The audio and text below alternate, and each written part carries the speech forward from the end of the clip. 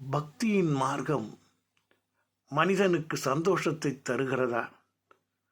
பல நேரங்களில் அவ்வாறு இல்லை என்றுதான் நாம் உணர்கிறோம். பக்தி இருக்கின்ற பொழுது துயர் அவனை அணுகாது என்பர். ஆனால் பக்தி செலுத்தினாலும் துயர் விட்டபாடில்லை. ஏன் அந்த நிலை?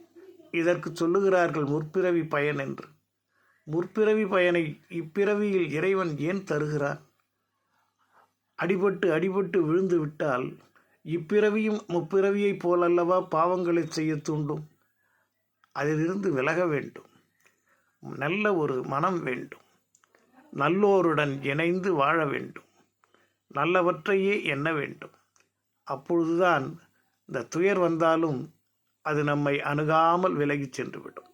சிந்திப்போமா? எல்லாம் இன்பமயம்.